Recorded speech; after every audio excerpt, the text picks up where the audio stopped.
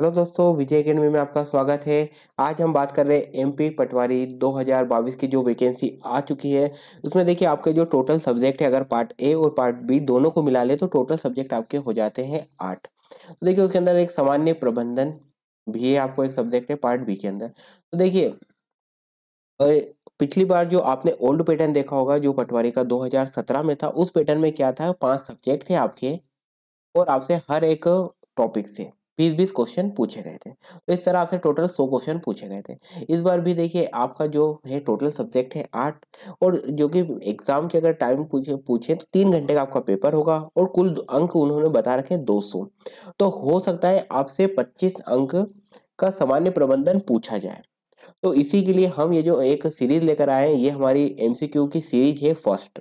इस first series में हम सॉल्व करेंगे 150 से ज्यादा एमसीक्यू। तो ये आज क्लास फर्स्ट है और हमने इसमें यही टारगेट रखा है कि हो सकता है आपसे एग्जाम में भी 25 क्वेश्चन पूछे जाए।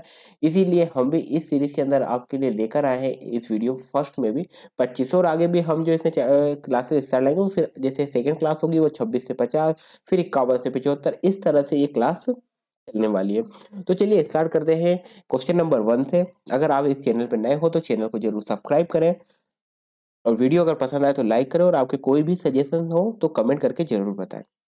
देखिए प्रबंध को आज ऐसी प्रक्रिया माना जाता है। देखिए प्रबंध को किस तरह की प्रक्रिया माना जाता है, अन्य के द्वारा कार्य करवाया जाता है, अन्य के साथ कार्य किया जाता है, साथ कार्य करते हुए अन्य के द्वारा कार्य करवाया जाता है, उपयुक्त में से कोई नहीं। तो देखिए जो इसका उत्तर है वो क्या है कि साथ कार्य करते हुए अन्य के द्वारा कार्य करवाया जाता है। अब कैसे आपको लगा कि भाई मैनेजमेंट कैसी प्रक्रिया, देखिए तो आपने खुद देखा होगा कि कोई भी कंपनी होती है तो उसमें एक मैनेजर होता है, तो मैनेजर खुद भी काम करता है, साथ ही साथ वो दूसरों को भी काम करवाता है। तो इसीलिए मैनेजमेंट कैसी प्रक्रिया, खुद के साथ काम करते हुए मतलब खुद को भी काम करना, दूसरों से काम भी करवाना, इस तरह की प्रक्रिया है।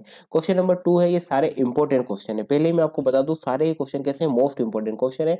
पर कुछ क्वेश्चन तो ऐसे होते हैं जो बहुत ही ज्यादा आईएमपी होते हैं, जो होंगे बहुत ज्यादा आईएमपी, उसको मैं आपको आईएमपी मार्क करा दूंगा। तो देखिए ये क्वेश्चन बहुत ज्यादा आईएमपी है। प्रैक्टिस ऑफ मैनेजमेंट बुक के लेखक कौन है? तो देखिए ये भी पूछा जा सकता है कि प्रैक्टिस ऑफ मैनेजमेंट पुस्तक कब लिखी गई थी। तो आपको ये पता होना चाहिए कि 1954 में लिखी गई थी। तो भैया ये किसने लिखी है? ये क्वेश्चन प्रैक्टिस ऑफ मैनेजमेंट जो बुक है ये किसने लिखी है, एक आईएमपी क्वेश्चन है। तो देखिए पीटर एफ डगर ने ये लिखी है। तो इसका उत्तर क्या हो जाएगा? पीटर एफ डगर। इंपॉर्टेंट है, practice of management book 1954, Peter F डगर। चलिए बात कर लेते हैं क्वेश्चन नंबर 3 पे। क्वेश्चन नंबर 3 क्या बोल रहा है? प्रबंधन से आशा है पूर्वानुमान करना, योजना बनाना, संगठित करना, आदेश देना, समन्वित करना तथा नियंत्रित करना है। ये शब्द निम्नलिखित में से किसके द्वारा प्रतिपादित किए गए हैं? देखिए ये बोल रहे हैं कि जो मैनेजमेंट है उससे क्या आशा है, एक तो पूर्वानुमान लगाना, कोई योजना बनाना, संगठित करना, आदेश देना, समन्वित करना। ये एक उसकी मतलब ये बोल सकते हैं कि डेफिनेशन है। तो किसने दी है ये डेफिनेशन? तो देखिए ये जो डेफिनेशन है हेनरी फ्योल की डेफिनेशन है। ठीक है, क्वेश्चन नंबर 4 पे बात कर लेते हैं हम। एक मिनट, ये चलिए प्रॉपर्ली आपको विजिबल हो रहा होगा। प्रबंधन का मानवीय संबंधों, देखिए जो प्रबंध है, प्रबंधन का मानवीय संबंधों का दृष्टिकोण किसके द्वारा प्रतिपादित किया गया है? देखिए इस कौन सा बात क्वेश्चन का क्या है, क्वेश्चन ये इतना है कि प्रबंध का जो मानवीय संबंधों का जो एक दृष्टिकोण है वो किसने प्रतिपादित किया गया है? तो देखिए प्रबंध का मानवीय संबंध का अगर आपसे पूछ रहा है तो एल्टन मेयो ने दिया है। ठीक है, क्वेश्चन नंबर 5 पे बात कर लेते हैं कि प्रबंध की जो पुस्तक है, प्रबंध का दर्शन शास्त्र, ये किसने लिखी है? प्रबंध का जो दर्शन शास्त्र है ये बुक किसके द्वारा लिखी गई है? तो देखिए ये प्रबंध का दर्शन शास्त्र है, ये ओलिवर हेल्डन ने लिखी है। इंपॉर्टेंट क्वेश्चन है, इसे भी आप आईएमपी मार्क कर लेंगे। देखिए दो क्वेश्चन है जो अभी तक मैंने आपको आईएमपी बताए हैं। एक तो कि प्रबंध का जो दर्शन शास्त्र है ये बुक किसके द्वारा लिखी गई है? तो ओलिवर सेल्डन के द्वारा लिखी गई है। अगेन ये इंपॉर्टेंट क्वेश्चन है कि प्रबंध का मानवीय संबंधों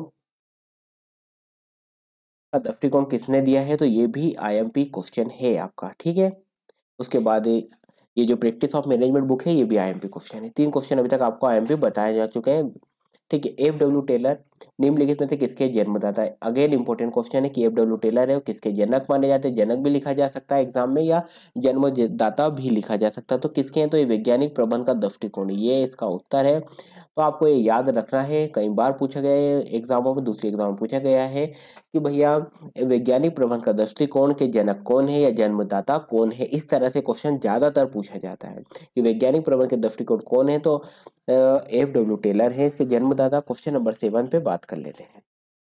निम्नलिखित प्रबंध के सिद्धांतों में कौन सा सिद्धांत स्पष्ट करता है कि प्रत्येक समूह की गतिविधियों को एक लक्ष्य पाने के लिए एक अधिकारी एक योजना होनी चाहिए। देखिए बोले कि अगर कोई भी समूह इसकी कोई गतिविधियां हैं, उसमें कोई एक अगर उनका गोल है उसे पाना है तो एक अधिकारी एक योजना होनी चाहिए।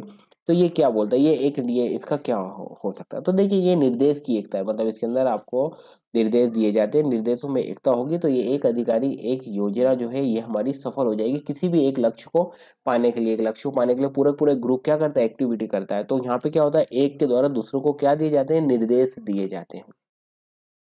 देखिए अभी हम एमसीक्यू सॉल्व कर रहे हैं, साथ ही साथ हम इंपॉर्टेंट टॉपिक जो भी होंगे मैनेजमेंट के, जिन पे क्वेश्चन बनने की बहुत ज्यादा प्रायिकता होगी, वो सभी इंपॉर्टेंट टॉपिक पे हम डिस्क्रिप्टिव वीडियो भी लेकर आएंगे। चलिए, प्रबंध के किस सिद्धांत के अंतर्गत अंगूठे छाप के प्रतिस्थापन पर बल दिया गया है। देखिए ये बोल रहा है कि प्रबंध का कौन सा ऐसा सिद्धांत है जिसमें अंगूठे छाप के प्रतिस्थापन पर बल दिया है। तो देखिए जो वैज्ञानिक प्रबंध का सिद्धांत है इसके अंदर अंगूठे छाप के प्रतिस्थापन पर बल दिया गया है। चलिए again important question, Henry fuel किसके लिए विख्यात है।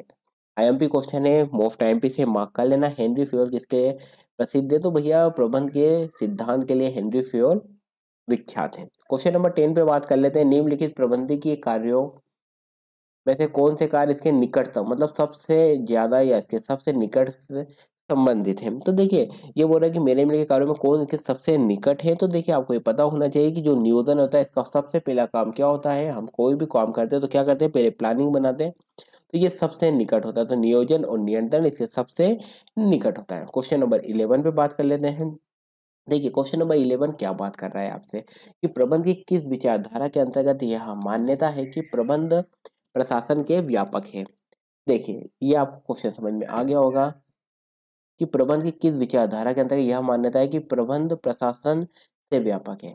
प्रबंध किससे व्यापक होना चाहिए, प्रशासन से व्यापक है। तो ये कौन सी ऐसी विचारधारा बोलती है, तो देखिए ये जो ब्रिटिश विचारधारा है ये इस पे बात करती है कि जो प्रबंध है वो प्रशासन से व्यापक है, मतलब प्रशासन से भी बड़ा है कौन, प्रबंध। सहयोग की भावना के सिद्धांत की रचयिता कौन है, इंपॉर्टेंट क्वेश्चन है। सहयोग की भावना का सिद्धांत किसने दिया, इसे यूं भी बोल सकते हैं कि सहयोग का सिद्धांत किसने दिया है, सहयोग की भावना का सिद्धांत। तो देखिए ये हेनरी फ्यूल के द्वारा दिया गया है। सहयोग की भावना का सिद्धांत इंपॉर्टेंट क्वेश्चन है। प्रबंध के कार्यों में शामिल है, जो प्रबंध के कार्य होते हैं उसमें क्या शामिल है। बहुत ही सरल क्वेश्चन है, अगर जो भी स्टूडेंट मैनेजमेंट के होंगे उनके लिए तो बहुत सरल क्वेश्चन है, लेकिन अगर कोई बात नहीं, अगर कोई क्वेश्चन स्टूडेंट जो नए हैं पहली बार ही मैनेजमेंट पढ़ रहे होंगे तो उन्हें भी कोई दिक्कत नहीं, जब हमारे डिस्क्रिप्टिव वीडियो आएंगे आप इन क्वेश्चनों को बड़ी ही आसानी से और अच्छे से सॉल्व कर लेंगे। तो देखिए समन्वय इसमें शामिल होता है, नियोजन, आदेश, ये सभी उसके मतलब संगठन, समन्वय, ये सभी उसके अंदर प्रबंध के कार्यों में सम्मिलित होते हैं। बात करते हैं क्वेश्चन नंबर 14 पे। चलिए क्या बोल रहा है क्वेश्चन नंबर 14, किसी संगठन के प्रबंध के निम्नलिखित कार्यों का सही अनुक्रम, मतलब आपको क्या बताना है, राइट सीक्वेंस क्या है, क्या भैया सबसे पहले आता है। तो देखिए सबसे पहले अब हम इस क्वेश्चन को डायरेक्टली सॉल्व करते चलते हैं। तो देखिए सबसे पहले क्या आ जाता है, सबसे पहले आता है प्लानिंग। तो क्या हो जाएगा 4 नंबर, इस तरह आप एग्जाम में भी लिख लेना। उसके बाद क्या आता है, योजना बनाने के बाद हो जाता है संगठन पे, तो ये हो जाता है संगठन, तो ये हो जाएगा। उसके बाद क्या आएगा, सही सीक्वेंस संगठन, तो 3 हो गया। आप एग्जाम में भी इसी तरह कोई लिख लेना साइड में ताकि आपसे कोई गलती नहीं हो। फिर क्या होगा, जब संगठन बन जाएगा तो हम उस संगठन पे क्या करेंगे बताइए आप। संगठन अगर कोई बना है तो उस संगठन को हमें क्या करना पड़ेगा, उस संगठन को हमको बताइए अभिप्रेरित करना पड़ेगा। और अभिप्रेरित करने के बाद क्या करेंगे, हम उससे काम करेंगे, तो काम करने के दौरान हमें उसे क्या करना पड़ेगा, नियंत्रित करना पड़ेगा। तो लास्ट में क्या करेंगे, नियंत्रित। तो देखिए हमारा ये ऑप्शन कौन सा बन गया है, ऑप्शन नंबर बी बन चुका है। देखिए इसी तरह आपका एग्जाम में भी बन जाएगा, अगर आपको पता है तो इस तरह से बन जाएगा। तो ठीक है 14 का उत्तर क्या हो जाएगा, बी। सबसे पहले प्लानिंग करेंगे, उसके बाद संगठन बनाएंगे, संगठन के बाद उन्हें मोटिवेट करेंगे, जो भी हमारा ऑर्गेनाइजेशन के लोग हैं, संगठन है, उसे मोटिवेट करेंगे और फिर कंट्रोल करेंगे।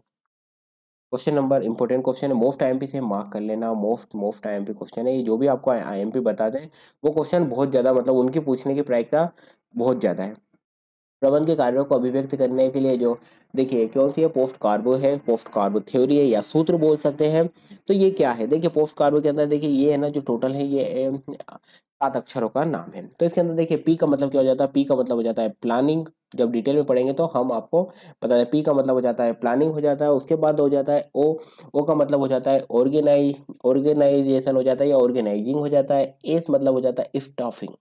डी मतलब हो जाता है डायरेक्टिंग, मतलब निर्देश देना हो जाता है। और यहाँ पे जो दो अक्षर है ये सी और ओ, ये दो अक्षर के साथ क्या उन्होंने कोऑर्डिनेशन को दिया है या कोऑर्डिनेटिंग की बात कर सकते हैं। वहीं आर का मतलब हो जाता है रिपोर्टिंग और बी का मतलब हो जाता है बजटिंग। ठीक है, तो इस तरह ये जो 7 अक्षरों का पूरा पूरा, तो ये बोल रहे हैं जो सूत्र है पोस्टकार्ब का, ये किसने दिया है। मोस्ट आईएमपी क्वेश्चन है, तो देखिए लूथर गुलिक का है ये। इसे आप रट लेना, इसका फुल फॉर्म भी आपसे एग्जाम में पूछा जा सकता है। ठीक है, जब आपको डिटेल पढ़ाएंगे तो उसको जरूर इसी पर एक सेपरेट वीडियो बना देंगे कि पोस्ट कार्बो क्या है। एक छोटा सा वीडियो होगा, उसमें उसका पूरा डिटेल आपको बता देंगे। चलिए बात कर लेते हैं मोस्ट टाइम पे क्वेश्चन मार्क कर लेना। कई एग्जामों में सीधा क्वेश्चन पूछा गया है कि वैज्ञानिक प्रबंध के जनक कौन है या किसे कहा जाता है। तो देखिए वैज्ञानिक प्रबंध के जनक एफ डब्ल्यू टेलर है। अभी बोल रहे हैं कि प्रबंध और प्रशासन क्या है। प्रबंध क्या होता है, प्रशासन क्या होता है। अगर आपको एक दोनों क्लियर है तो देखिए जो प्रबंध होता है, जो मैनेजमेंट होता है, वो क्या करता है, वो डिसीजन लेने का काम करता है। लेकिन जो मतलब प्रशासन है, जो भी प्रशासन है वो क्या करता है, डिसीजन लेने का काम करता है। लेकिन जो मैनेजमेंट है उसको एग्जीक्यूट करता है। ठीक है, तो इसका सही उत्तर फिर क्या हो जाएगा, सही उत्तर हो जाएगा उत्तर सी।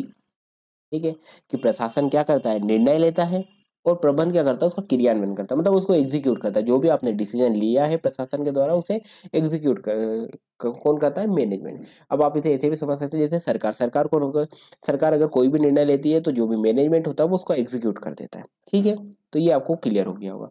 अब ये क्वेश्चन उसी से संबंधित है, अगर आपने उस क्वेश्चन को अच्छे से समझा है तो ये क्वेश्चन का उत्तर आप जरूर दे पाएंगे। प्रशासन और प्रबंध के मध्य अंतर बताना है। अब देखिए क्या आपको मैंने बताया था, अभी इससे पहले ही मैंने आपको समझाया था कि देखिए जो प्रशासन है वो क्या करता है, वो निर्णय लेने का काम करता है। ये आपको देखिए यहाँ पे बताया, प्रशासन निर्णय लेता है और प्रबंध क्या करता है, क्रियान्वयन करता है। तो इसका उत्तर क्या हो जाएगा, बी। प्रशासन मुख्यतः एक निर्णयात्मक कार्य है जबकि प्रबंध एक क्रियात्मक कार्य है। इसकी थोड़ी भाषा शैली का बदलाव है, बाकी इस क्वेश्चन में कोई डिफरेंस नहीं है। ठीक है, बात अगेन इंपॉर्टेंट क्वेश्चन है कि प्रसिद्ध कई बार जो भी मैनेजमेंट की दूसरी एग्जाम होती है उन्होंने कई बार पूछा, एक तो जनक पे क्वेश्चन पूछता है, एक बुक्स पे क्वेश्चन पूछता है और एक सिद्धांतों पर। तो हम इसको पूरा एक समावेश इसमें कर रहे हैं इन सीरीज में इंपॉर्टेंट क्वेश्चन की, ताकि आपको समझ में आ जाए किस टाइप के क्वेश्चन मैनेजमेंट जहाँ भी सम्मिलित होता है पूछे जाते हैं। ठीक है, और डिस्क्रिप्टिव क्लास में हम इसको बकायदा अच्छे से पढ़ेंगे और आपको पूरा समझ में आएगा। समान और औद्योगिक संबंध, ये जो पुस्तक है समान और औद्योगिक संबंध के लेखक कौन है। ठीक है, तो देखिए हेनरी फ्योल इसके हैं। चलिए उत्तर क्या हो गया, हेनरी फ्योल। समान और औद्योगिक संबंध के लेखक हेनरी फ्योल है। बात करते हैं क्वेश्चन नंबर 20 पर। यह किसी उद्देश्य को प्राप्त करने के श्रेष्ठ मार्ग का चयन और विकास करने की एक सजग प्रक्रिया है। मेरी कुकिंग नाइल्स की ये परिभाषा है। ठीक है, परिभाषाएं भी इस सम्मिलित करी, कई बार क्या होती है एग्जाम में पूछ ली जाती है कि ये परिभाषा किसने दी है। लेकिन आप कितनी परिभाषा याद करेंगे, तो जो मोस्ट इंपोर्टेंट डेफिनेशन होंगी वो मैं आपको मार्क करा दूंगा। तो देखिए किसी उद्देश्य को प्राप्त करने के श्रेष्ठ मार्ग का चयन और विकास करने की एक सजग प्रक्रिया क्या होती है, नियोजन की।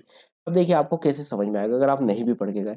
देखिए हम क्या करते हैं, प्लानिंग के अंदर कोई भी हमारा जो उद्देश्य होता है उसको प्राप्त करने के लिए हम क्या करते हैं कि योजना बनाते हैं कि भाई मैं ये काम करूँ। जैसे फॉर एग्जाम्पल आपने सोचा होगा कि यार मुझे यहाँ पटवारी पास करना है, पटवारी के एग्जाम। तो ये आपने क्या करा, उसका चयन कर लिया।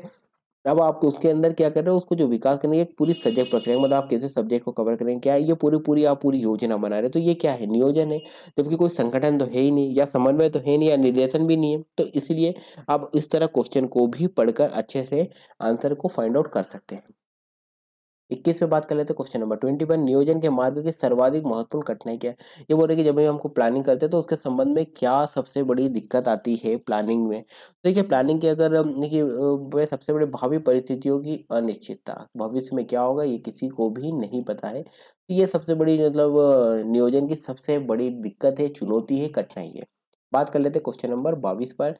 संचलात्मक नियोजन के संबंध में कौन सा कथन सही है। यहाँ भी आपको ध्यान देना है कि देखिए संचालनात्मक नियोजन के संबंध में कौन सा कथन सही है। ठीक है, तो ये कौन सा क्वेश्चन है, क्वेश्चन जो ये पूछा जा रहा है ये आपसे नियोजन में पूछ रहा है। इसमें जो संचालन होता है उसके बारे में आपसे पूछ रहा है कि जो संचालनात्मक नियोजन है उसके संबंध में आपका जो राइट है वो क्या है। कई बार क्या होता है यहाँ पर जो क्वेश्चन को असत्य लिख दिया जाता है, तो उस समय फिर आपको क्वेश्चन को ध्यान से पढ़ना है। इसलिए मैंने बार बार इसे एक सर्कल बना दिया ताकि आपको पता हो। ठीक है, तो यह एक मौलिक परिवर्तन को अभिप्रेरित करता है। किसको करता है? मौलिक। ठीक है, मौलिक परिवर्तन जो भी होते हैं उसको अभिप्रेरित करता है। बात कर लेते हैं क्वेश्चन नंबर 23 पर। नियोजन के कार्य को अलग करने का प्रस्ताव किसने दिया था? देखिए, जो नियोजन के कार्य को अलग करने का प्रस्ताव किसने दिया था, ये क्वेश्चन पूछा हुआ है।